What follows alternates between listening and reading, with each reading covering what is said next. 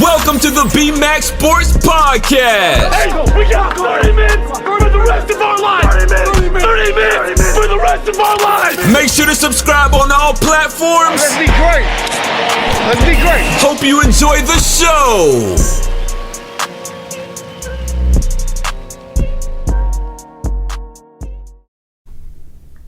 Welcome back on this lovely Thursday afternoon. Happy birthday, Josh, first of all. Thanks, buddy. Make sure you guys take your time out to wish Josh a happy birthday. I was going to wish him correct. I was going to wish him a happy birthday earlier at work, but I was like, you know what? We do a fucking podcast together. Let's make this shit official, make it go worldwide. So first off, happy birthday. Almost dead, dude. I got like 25 good more years before I start falling apart. I'm already there, buddy, so I can attest to that. Time's wearing on me for sure. But nonetheless, we're here for another podcast, guys. Sorry for the hiatus. I've been working on some stuff. Haven't gotten very far, but I have been working on some stuff behind the scenes here.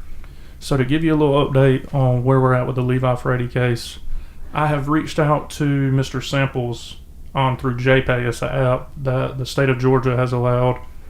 Most of our prisoners now have tablets. And it costs money for them to do everything. So it's a way for them to make... Just hear me out. It's a way for us to make revenue off of these inmates. Bro, you're a prisoner, bro. Quit giving them shit. I'm so sick of this. Well, I'm glad he's got one because it's it works out good for us. But also at the same time, that's where my taxpayer dollars go. Right. And I see that issue with that. But unfortunately, I don't know if Mr. Samples has ever gotten my email. Through JPay. He hasn't responded. I'm checking now just to make sure we got the most up-to-date news. No response for him. So we're going to do it the old-fashioned way. I've got the letter right here. Hutto saw me put the stamp on it, the address. It's going out today, which will be Friday for you guys, Friday morning. Happy Friday to you guys. End of another week, and your favorite fucking podcast is back. So there's something to brighten your day. Yeah, one thing too, like I had a bunch of people reach out, and then like I actually even saw some people in public that were just some people I didn't even know that were like, "Hey, man, when y'all gonna record the podcast? When y'all gonna record the podcast?" We've been really busy this week with work and stuff, but it was really cool that all of y'all reached out, and a bunch of y'all reached out and was like, "Man, we've been waiting on it." So that makes me excited just because we're not doing this for no reason. Right, and like I said, me and Hutto can talk for just fun, to be honest, but it's nice to hear feedback from you guys, and it's nice that you guys are looking forward to the episodes because whether you guys know it or not, there's been a lot of time and a lot of money that's went into our equipment and our stuff like that, and the editing and the pictures we have, shit like that. It's a lot of time in it. It means stuff. It means a lot to us when you reach out. We see you in town. Hey, nice podcast last week. I mean, just a little shit like that keeps us going. Also, before we get started, Tate King had some exciting news today. He's officially becoming a part of the evil empire at work. He got a promotion, so big shout out, clap for Tate. I appreciate that, man. I'm excited. It's a new chapter in my life. I've worked hard for it. I feel like I deserve it. Maybe I may be a little bit out of my league, but I promise you, if there's one thing Tate does, when he gets his mindset to something, it will be done, and it will be done to the best of my ability. I mean, it's all new stuff. I mean, every time you start something new, you're going to be out of your league, especially in stuff that really grinding and getting to a position that you may not necessarily know all the fields going into it. And to me, it's exciting. Bill knows, just like I know, because I got a promotion not too long ago. It's been exciting for me trying to get into the bigger picture stuff. Yeah, same. So, I'm excited for it. I'll start Monday, 8 a.m. bright and early. I'm happy for you, buddy. I appreciate that, buddy. So let's get right into the podcast. Enough of our fucking daily lives that are boring everybody, I guess. So I guess the first topic we'll talk about is it's come known at work that I have a phobia, and it's a weird phobia. I'm not going to sit here and pretend like it's not. And the weird thing about it is I have some of these people in my family, and I'm sorry if you're listening. There's nothing against you. You're all sweethearts. Everyone I've ever come into contact with was very sweet. But it's just something about, I can't, just like they can't help. All right, I'm going to go ahead and say it. I am scared to death of little people. Dwarfs, whatever you want to call them. I don't like the word midget because I feel like it's degrading. And that's something I never want to do, degrade somebody for something they cannot help. For many of you know, I have a special needs brother, so I get really angry with the R word. And I will tell you how I feel about that. If you say it around him or in front of me, I'm going to let you know. So I don't like the word midget. It's just a little degrading to me. They don't like it, so therefore I'm not going to use it. But I have a phobia of little people. It all started, I'm going to tell you how I came to know I was afraid of little people. I have some in my family, in fact, and they are sweethearts, great personalities, beautiful people. But just like they can't help their little, I can't help that I am afraid of them. I'm in fact afraid. I will run from them. There's no asking questions. So I have like an aunt or cousin on my mom's side that is. I had a great uncle. That was the start of it. He was a dwarf, a little person. Then he had a daughter that was also a little person, and that's the one that I've met twice. Once for Christmas one year, they came to my grandpa's house, and that's when I knew. See, you can watch them on TV, but until you're in the presence of something, you don't know how bad I can watch spiders on TV all day, but if a spider crawls across me, I'm out.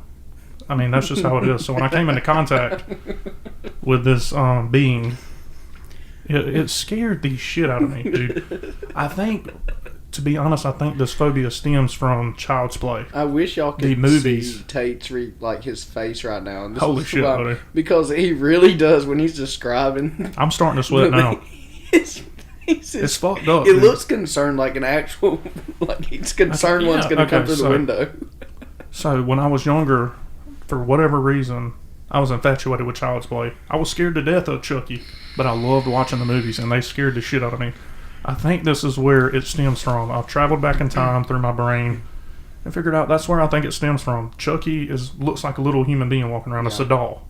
So I think that's where it stems from. So when I see these people, they freak me out, dude. I don't know why. I try to walk on the other side of the street from them if I see them in town. It's nothing against them. I just have a phobia of them. I can't help that. So it is what it is. Another encounter that you guys will probably find comical. I had an encounter at the fair. I don't even know if I've told Hutto about this. I heard this. Okay, so you go to Perry, the Georgia National Fair. They have these little booths. You pay $1 to get in, 50 cents to get in, and they're all bullshit. The half man, half snake. The world's largest rat. It's a beaver with its tail cut off. Exactly. So there was this one that said "world's smallest woman," and I don't want to go in there, but my sister's like, "Come on, go with me." I was like, "I got to be big brother now, so yeah, let's fucking do it."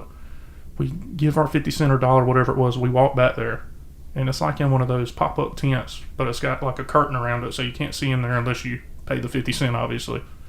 So we round the corner, and she is sitting in this baby recliner. I mean, the world's smallest recliner, gotta be.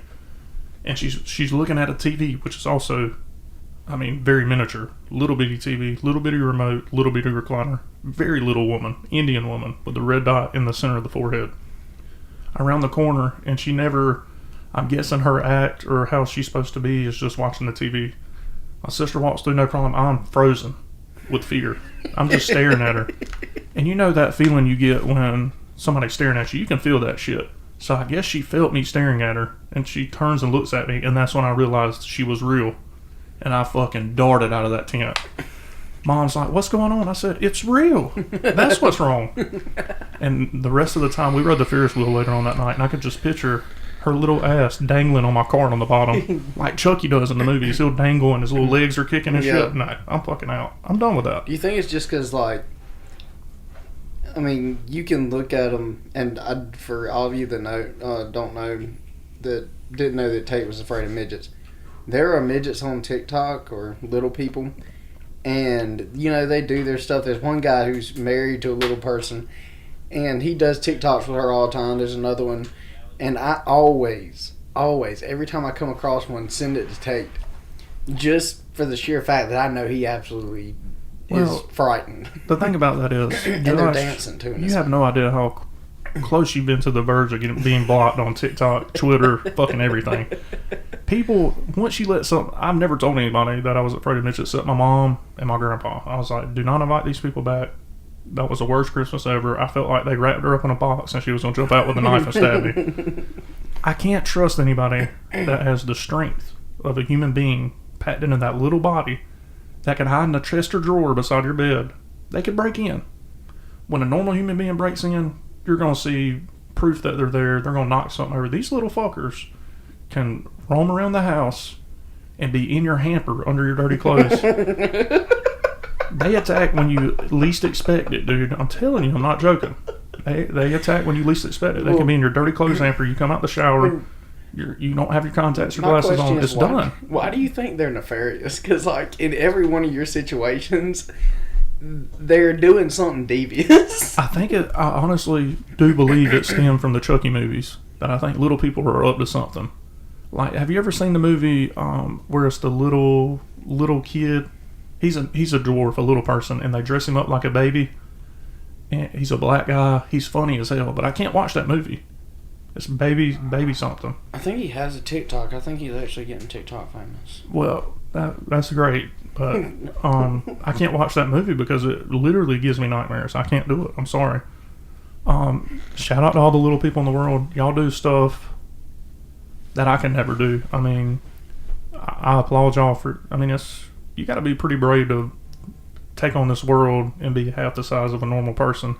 I'm like as average as it gets. I'm a little chubby, about 6 foot, and I struggle every day. I can't imagine being a little person having to do the daily tasks, driving around, just little stuff you take for granted.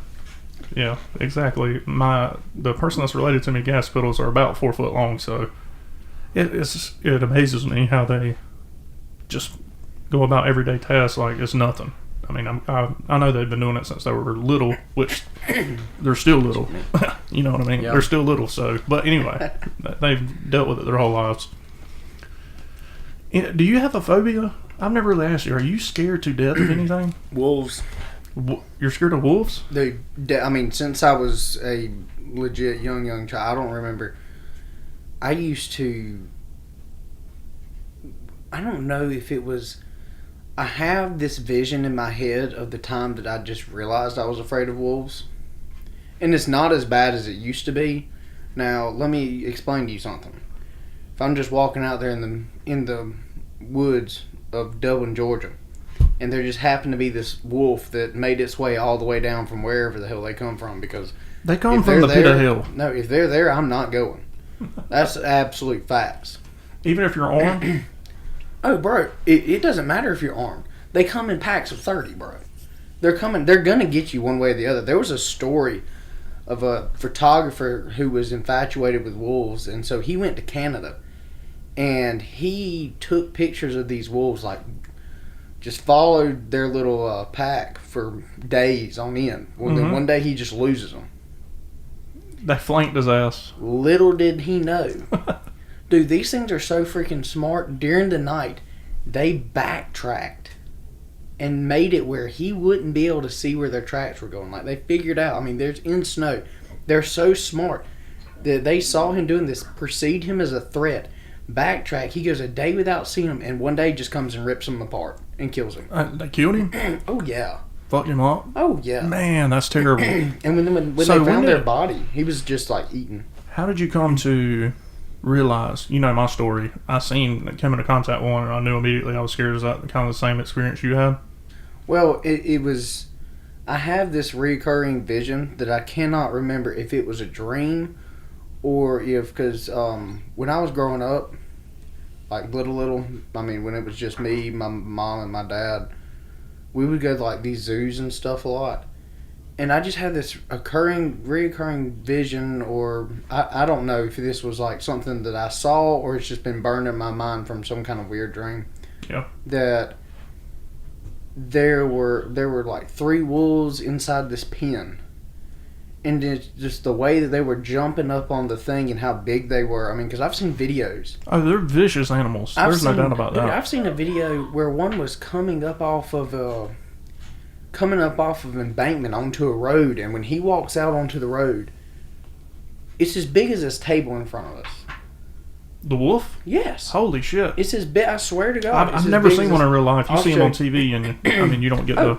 No, I've never seen one in real life, and I will not see one in real life. I've seen one like at a zoo from a distance, but if I know there's wolves, bro, I can watch it like from the cage, but as far as like wanting to like, you know, you can go up to the gorilla exhibit and get up there and they'll come up to the glass. That doesn't bother me.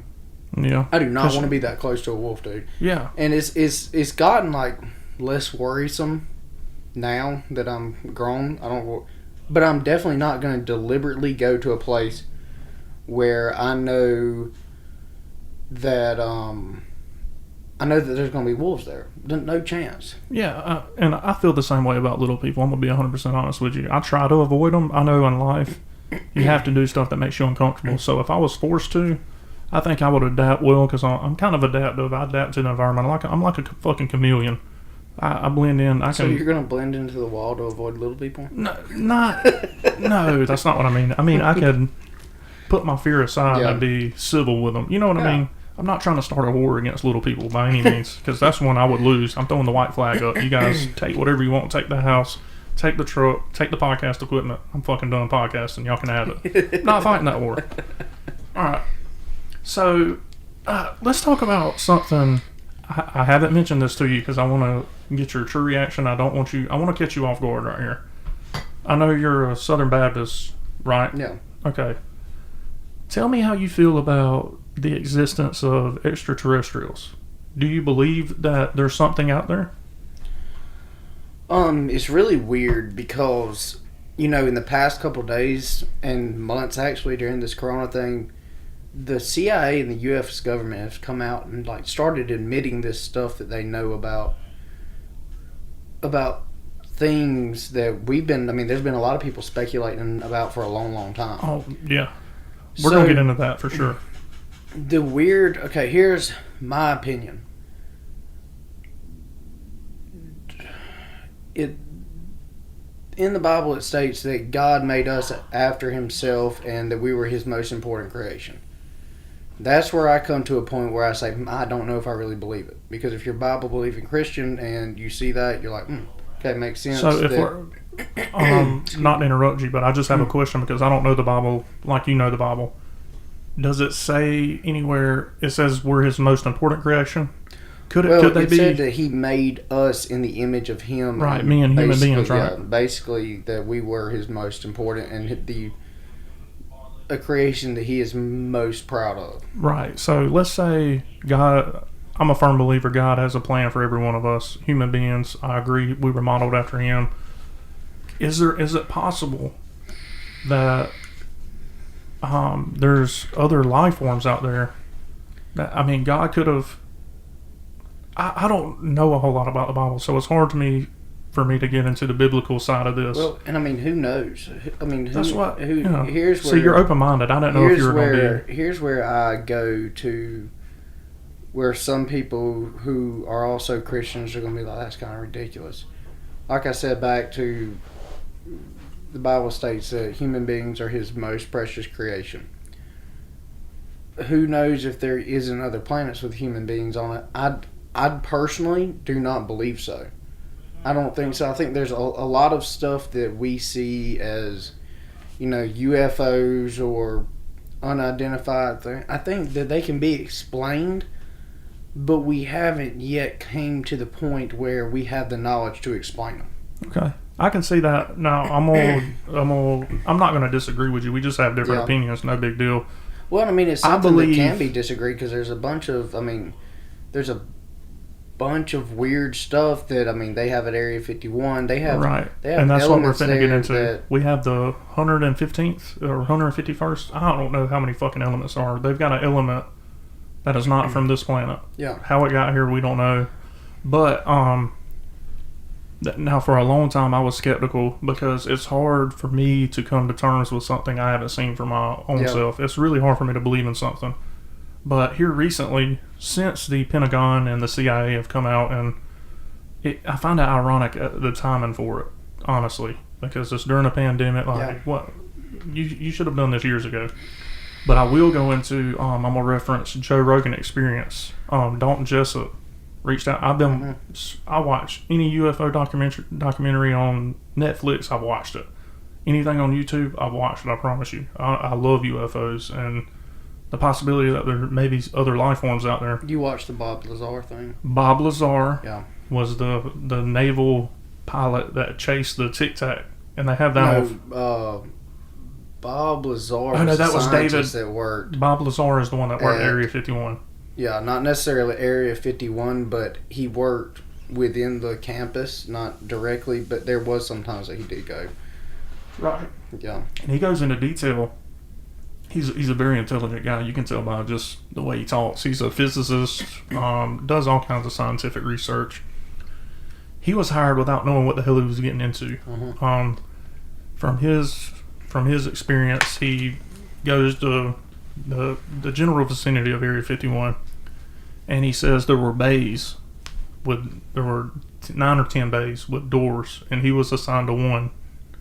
They briefed him on it, what he was going to be, the general idea of what he was working with. Never said anything about extraterrestrial activity, but he talks about this reactor that emits a gravitational field, and it's something that they try to create it, try to figure out how it was created. One dude died during it, trying to figure out how it was made, and there's no wiring, just a lot of weird shit.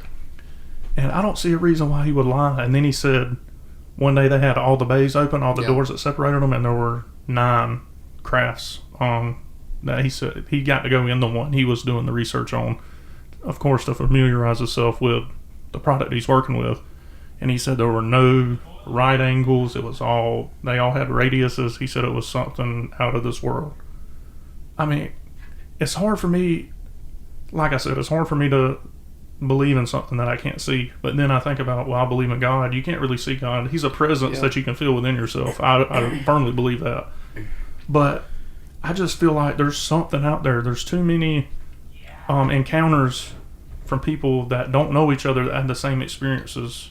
There's something out there. I'm not saying they're ETs, they're aliens. There's something out there. And the definition of a UFO is just an unidentified flying object.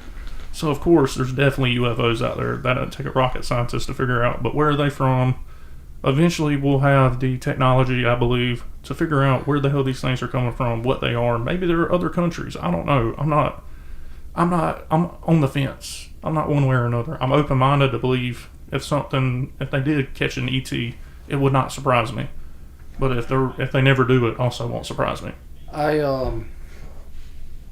My theory behind the whole Bob Lazar story, because I did listen to his podcast with Joe Rogan, I did watch the documentary on Netflix. I did too. I watched that last night, actually. My theory behind what he saw, I don't think I've seen tons of interviews with him. I've seen his story told over and over again. He is always consistent. He's very consistent with his story. It never really changes.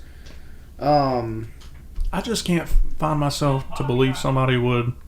He had a good profession. He was an emergency room physician, a doctor, making probably damn good money. Yeah. To go chase aliens. Well, I can't bring myself to wrap around it if he didn't really encounter something. I think that there really was ships and crafts like that where he saw it. But my theory is that the U.S. government, because whenever they come up with a new prototype for something, these guys, when you look at the government and the way that they operate and how many years in the field, how many years ahead they are of in terms of the military, the Pentagon. Right. And I think a lot of this stuff that people see and that Bob actually saw were experimental things that the U.S. government's working on, because obviously we don't want, if we come out with this new element and it's out there, that could fall into some nefarious hands. And I think that what he saw and what he thought they were doing, the government had already made this prototype, in my opinion, and it didn't work as well as they wanted it to. So they get these guys, this group of scientists, they come out and tell them, hey, we're not telling you what you're working on. You don't know what you're working on. We want you to re-engineer it or try to figure out how it is engineered. And when you put somebody in that situation, you don't tell them what it is, but you know that they're extremely smart people. They're physicists. Their whole job is to be able to break something down, figure out why it doesn't work, figure out how to make it work. And I think the best way to keep somebody quiet is just not tell them about it, because obviously the U.S. government would not. If they had something, the way because he described seeing it move at one time.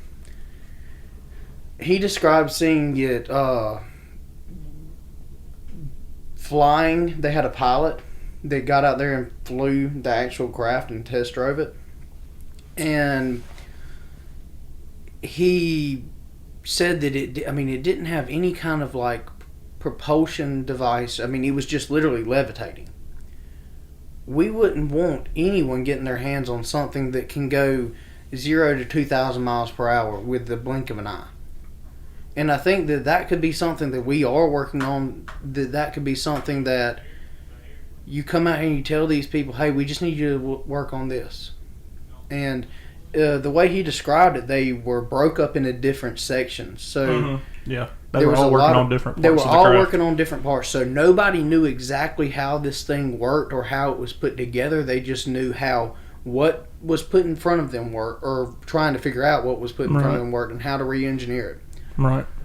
So, to me, in my opinion, I think it was another government, CIA, Pentagon program that they were trying to figure something out. Now, whether they ever figured it out, who knows? Because we haven't seen anything like that. Yeah, we haven't. But I think that would be much more explainable to me, that I can rationalize that the government has some kind of secret, out of this world military program that they're trying to work on to make us invincible, basically. Because if you had that kind of power that you could put in jets, or you can put in these saucers that he saw, and you can be across the entire globe in 30 minutes, you would dominate. There would be no more, hey, we might want to go to the war with the United States. No, you wouldn't even think about it. Right. So that's more believable to me than that they're just finding these aircrafts. I could be wrong. There could be life out there. I'm not saying there's not, because I've never seen it, but I've also never seen it. Never been able to disprove it either. Yeah, I don't think there's a way to disprove it unless we get these disclosure, these things that they're trying to push through government right now, so they can't disclose this information from us anymore. According to him, it's illegal what they're doing. We'll see how it works out for him. They are starting to come out with some things that they're confirming that wasn't us. Now, whether, according to the research I've done, there's very few people, even in the government, like the top high-ranking military officials, know about, even if there are UFOs or we have extraterrestrial bodies. Nobody knows about it, even the high-ranking people. So them coming out and saying it wasn't us doesn't confirm that it's from another planet to me, because even if it is us, those people that are confirming this, that it's not us, wouldn't know about it. So yeah, it doesn't confirm it one way or another for me. It's a really interesting subject, though, to research and see all the shit people have seen. I wish I could see it so I could be like, okay, that's definitely fucking not from this earth. We did see me and two, if I recall correctly, it was me, Kyler Garrett, Gunnar Dixon, and maybe Josh Strickland. We were walking down the road from my pond back to my parents' house when we were probably, this might have been senior year in high school. So how many alcoholic beverages were consumed before? I don't know if there was any at that time. It's possible. It's highly possible. But what we saw was basically these three, like, if you look at a street light and it's got that dome shape. Yeah, like an orb. And it was like a dim, like reddish light, but there was like 3 or 4 of them up in the sky. And the weird thing about this is because a year or so before, my brother was with one of our friends' dads, and they were working, and they saw the exact same thing. And then we're walking down the road, and one of them, I can't remember who it was, points out, I was like, y'all look up there. And there's a light, and it's like, yeah, maybe 3 or 4, and they were kind of hovering around, but it was like way off. It looked way off, like it was just so bright that we saw, we could see it. And then, literally as soon as we say something about it, they move and then just disappear. Yeah. And so, I mean, it's got to be something that is explainable. Because I highly doubt that I'm sitting there, however far away it is, and they just notice, if it was some kind of craft, that they just notice that, oh, these people have identified us, they can see us, they're talking about us right now, boom, let's get going. So they can't prove that we're real. I mean, it was something, I mean, I definitely think that people see things, because, I mean, I've saw that. I saw that with my own eyes. But it's got to be explainable somehow. Yeah, that would be the rational thought. From the information I've gathered, a lot of people ask, in all this time, why aren't they communicating with us, or why aren't they just showing themselves? From the information I've gathered, most scientists that do think there are extraterrestrials will claim that they're scared of us because we are a violent fucking species. There's no doubt about that. I would have to agree with that. But if you look at where most of the activity and most of the UFO sightings and extraterrestrial sightings are, they're around our nuclear test sites. I really think if there are extraterrestrials, they're very interested in our nuclear bombs. Because you've seen a spike in it. Once we dropped the bomb on Hiroshima and Nagasaki, you've seen a spike in UFO activity. And once we started testing them in Nevada, you saw a spike in activity there as well. It's really interesting. Well, my question there, before we kind of get off this topic about you seeing the spikes and stuff, if they are, because I mean, if these unexplainable ships that move quickly and they go up and down without a moment's notice, if they have that kind of technology, number one, why would they be worried about us?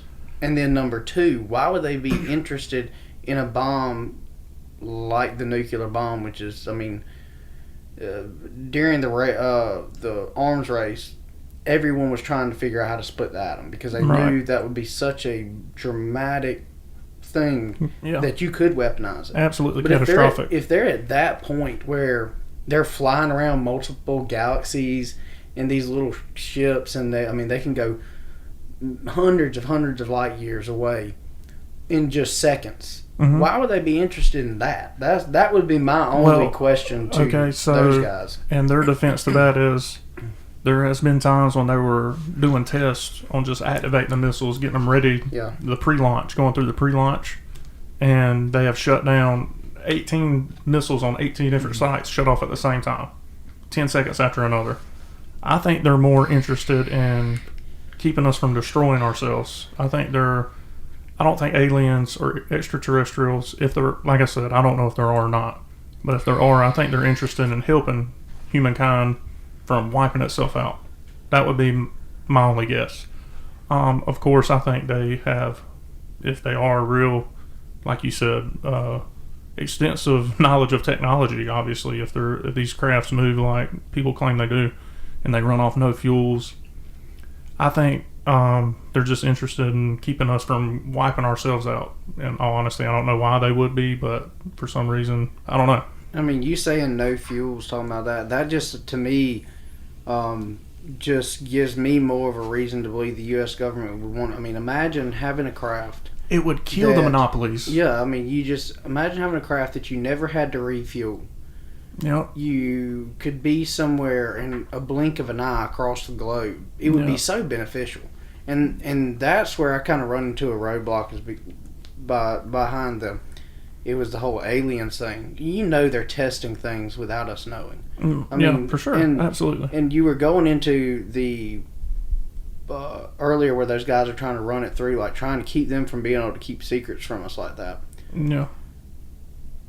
I'm kind of the same way, but at the same time, I understand it.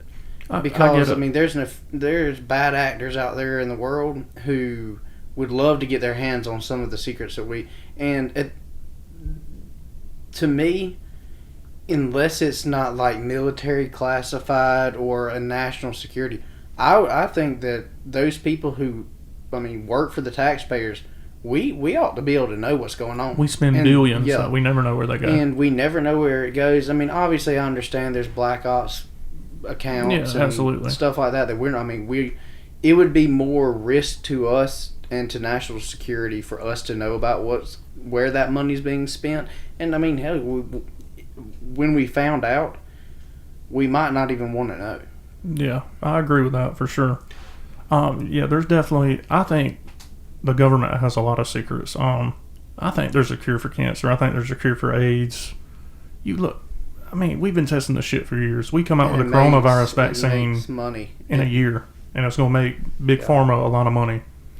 So that's why it's going to be produced. You look at cancer, that disease alone makes Big Pharma in the hospitals. It keeps jobs. I understand it.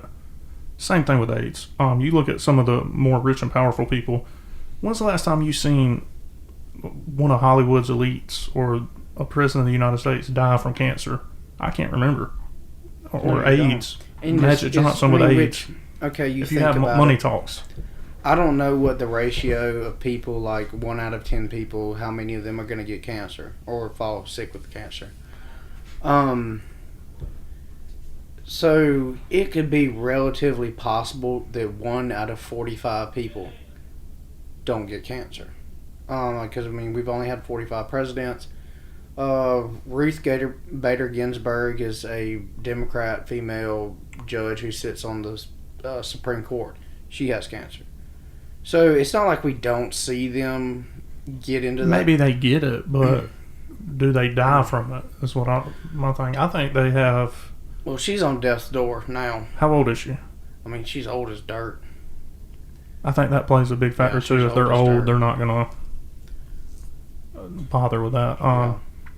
But it's just interesting. I wouldn't doubt it, and I wouldn't doubt that Big Pharma would hide it. But my question would be, okay, if we go into work, and like we started the other day, we walked in, one of our buddies, him and his old lady are they're pregnant, they have a kid on the way. I thought for 2 days that they were having twins because somebody screwed around I think it was Tate, screwed around in a group chat and said, hey, Desi and Stacy are having twins. And so, dude, for 2 days, I just walked around. Premisel still thinks that they're having twins. I swear to God, he's like, how are their twins doing?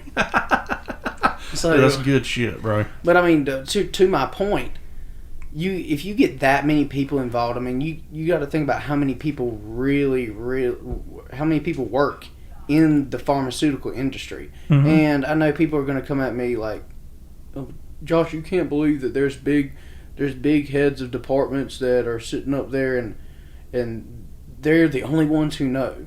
Dude, you have people who are working in, I mean, scientists are working tirelessly in labs every day and trying to come up with cures for stuff like that. You don't think that one or two of them, because I mean they're going to also say, well, they just offered them a lot of money to keep it quiet.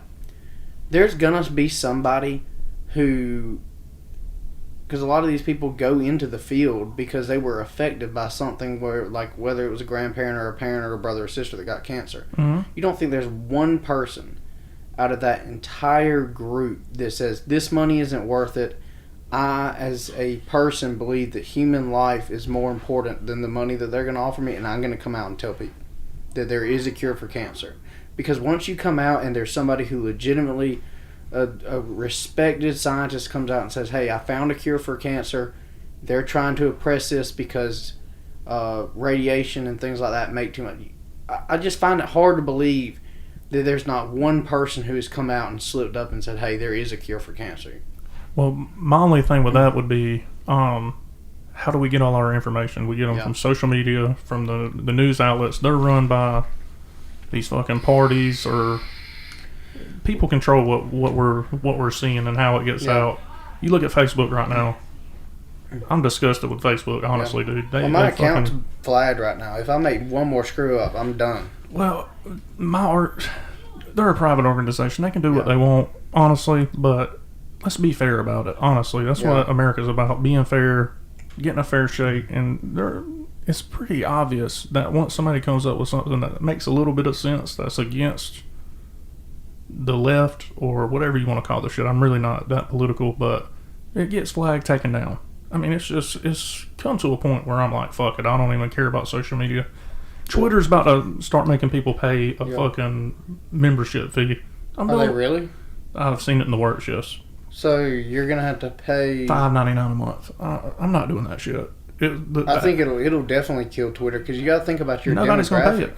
You got to think about your demographic on there, and the way that we live now, dude. Everybody has a Hulu account. Everybody has a Netflix account because these shows that you really do like, Hulu and Netflix are bidding on these shows just like anybody else bids for contracts for something. Absolutely. They offer somebody more money so you can come and watch that popular show. Yeah, Well, same thing with Spotify yeah. right now going on with the Addison Rae podcast, the Yeah. Joe Rogan Experience. I think Logan Paul, Impulsive's fitting to go to them too. What's going to happen whenever all these big names, eventually people are going to have to quit watching because they can't afford to have subscriptions for absolutely. everything. And let alone have a subscription for Twitter, which honestly I come on a daily basis, sit there, and if I didn't use it a lot to A, keep up with Donald Trump, B, keep up with a lot of different politics, other than Donald Trump, because that's basically what I use it for. I get on there and I see stuff that makes me so damn mad that on a daily basis I think about deleting it. So, Yeah. and you know me, dude, I'm tight. I don't like spending my money. So if it comes to that, I'm not going to keep it. What I use Twitter for, I'm a big sports nut. I use Yeah. it for recruiting, to keep up with the coaches who were actively recruiting. There's a lot of recruits on there that announce their decisions on Twitter. So, Yeah. but if it comes with a premium, you can count me out of that shit. It's a good platform, especially for things like that. Yeah, exactly. But Because then you don't have get to. into the sewer. Oh, dude, Cesspool. dude, I've been down Twitter those is dark a holes. literal mosh pit. YouTube's the same way. You Yeah. can get down this dark hole on YouTube and be watching fucking cats meow at each other for 3 hours and be mesmerized. And then right after that, some murder porn or something pops up, and then It's and the comments are crazy. ridiculous. Yeah, It's crazy, dude. The vast, It's absolute chasm that YouTube and Twitter are is It's crazy, amazing. dude. Yeah, you don't have to. The thing I like about Twitter is you can follow your major sports athletes, your major sports teams. They don't have to accept a friend request. You just follow them. It is what it is. You can see what they post. I like it. I like it like that because I feel like I can interact with them and see them more than Facebook, YouTube. I like Twitter mostly, like I said, for football recruiting and football news. Like that's where I get updates all the time. Like the ACC came out and said they're going to play a 10-game schedule. All in conference. Notre Dame's joining the ACC for this year. That ought to be fucking a shit show there. I still think Clemson's head and shoulders above the rest of those teams. But we're not talking about sports today. This is Taking Josh in the Morning, motherfuckers. So let's see. There was one other thing I wanted to talk about. I think we might have covered it though. I think it might have been the UFOs I'm thinking about. Yeah, that's about it. You got anything else? I've always had one question. Okay. How long are we at right now? We're at 42 minutes. Okay, this could be a short one, or it could end up being. Either way, I'm cool. I have nothing to do. What made you to? Because I know that in the past that you had drank a lot, and what made you decide to? Because if y'all don't know, Tage is like a teetotaler, basically. Does not drink anymore. What brought that about? Okay, so in my younger days, if you know me, and even here in the past 5 years, I've drank pretty heavily. I believe, honestly, I do, and I don't say this to get sympathy from y'all. I think disease or addiction is a disease, and I think it's an inherited trait. I wouldn't even say a disease. It's an inherited trait. I think it's genetic. On both sides of my family, there are people in my family that have problems with alcohol, problems with drugs in general. And I can feel myself become addicted to something very easily. For instance, the UFOs. I'm addicted to it. That's when I go to YouTube. That's all of my recommended right now. All UFO shit. So I have a very addictive personality. I get addicted to stuff easily. I chewed tobacco or dipped, whatever the fuck you want to call it, for a long time. And I finally decided, you know what? I'm spending too much money on this shit. I'm done with it. Alcohol became a real problem for me. Alcohol is something. It's a depressant. It makes you depressed. It makes your motor skills slow down. It makes you somebody you normally wouldn't be without it. And I'm a person that likes to be myself.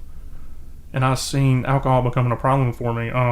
I used it to lean on when I was down and out. I can just get drunk and forget about everything. So I abused it. That was my problem with it. There's nothing wrong with having a drink, having some beers with the boys. If you can do exactly that, have a few beers with the boys. When I drink, there's no end. You ever heard the song, if I have one, I'll have 13? That's me. When I drink one beer, I start feeling a little good. For instance, the last time I drank was almost a year ago today. The last time I had a sip of alcohol was almost a year ago today. It was on my birthday last year. The Florida-Miami game was on. First game of the year. I was like, fuck yeah, I'm going to the store and getting some beer. Before that, it had been almost a year, I believe. During football season, for whatever reason, I feel like I got a drink. But it won't happen this year. And it didn't happen but one time last year. Because I got incredibly intoxicated. Don't remember the second half of the game. Got drunk. Put a dip in, too. Threw up everywhere. It was a fucking absolutely terrible experience. Felt like shit for about 4 days. So that's my personal opinion. I don't look down on anybody that drinks, because some people can. Same thing with marijuana. Some people can smoke marijuana. They can put it down. They can go on about their daily lives. Alcohol was controlling me a lot. I felt like I couldn't. I have anxiety. Yeah. So I couldn't be around a lot of people unless I was drunk. So that's why I'm kind of a reclusive person anyway in nature. So I felt like I'm just going to be myself. I don't have to drink. It's just a personal preference, really, because of I've seen the effects it has on people. It turns people. I mean, it does, because the reason I asked is because probably from the time that I was 22 to last year, sometime, I can't remember when the exact time it was, wasn't necessarily that happy of a person. And it wasn't, it was just due to multiple personal things. And I found that the only time that I was happy at most of the time was on the weekends when I was drinking. Same thing with me. So it got I to drank a every point, day. Yeah.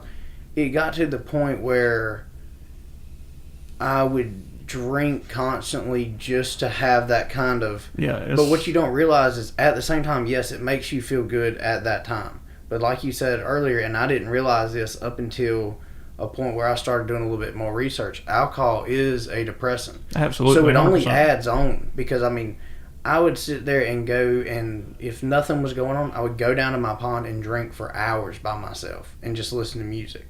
No. And it didn't help. Yes, it made me feel better at the time, but it didn't help at all. Exactly. Yeah. And honestly, I didn't realize that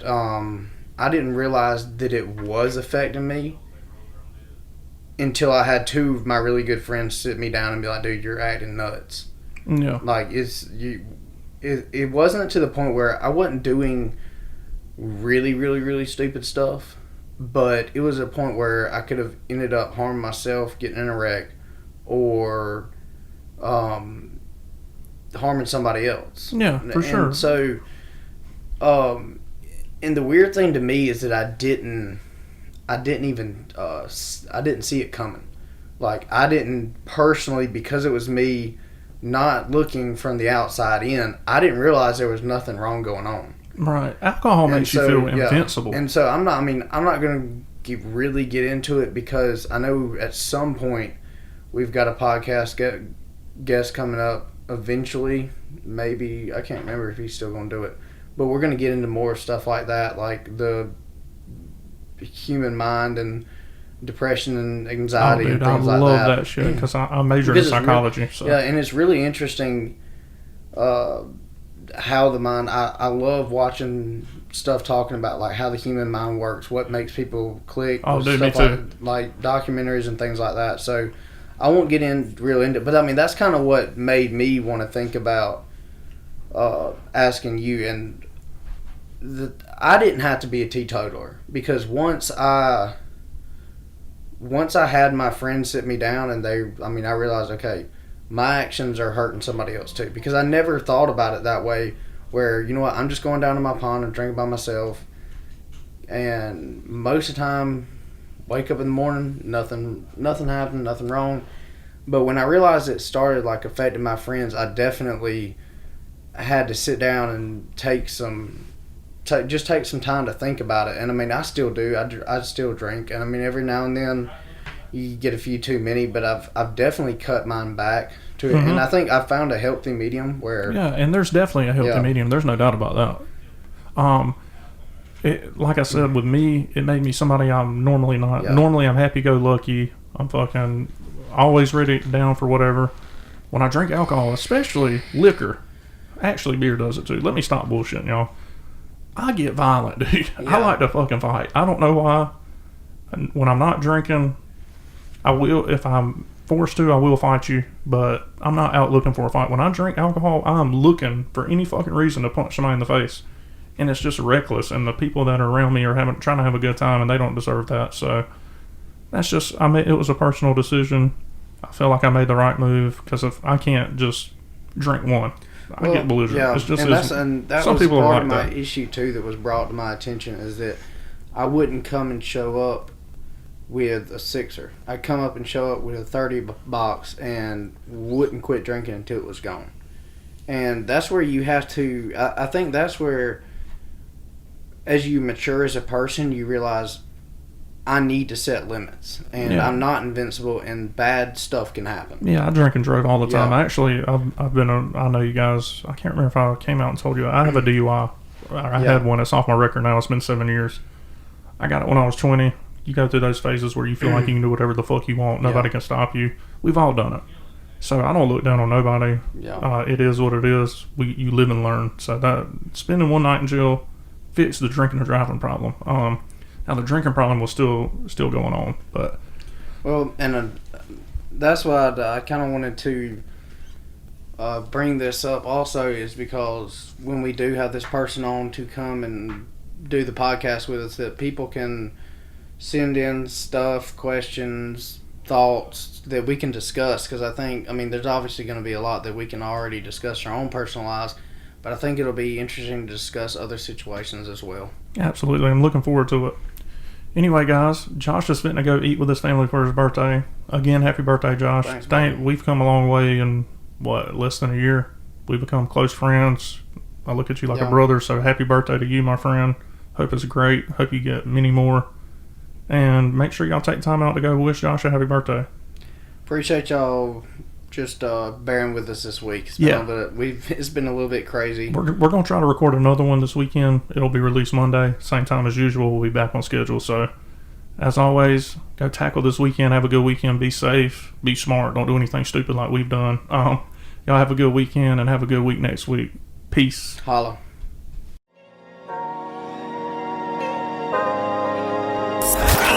Thanks for tuning into the B-Max Sports Podcast. 40, run, Lindsay, 25, 20, 50, 10, 5, Lindsay, stop. We hope you enjoyed today's episode. I love the show, guys. You're awesome. Listen, my whole family loves it, man. I never miss an episode. It's the best. We'll see you next week. Go rock this thing, huh? Love you, man. Let's go get it.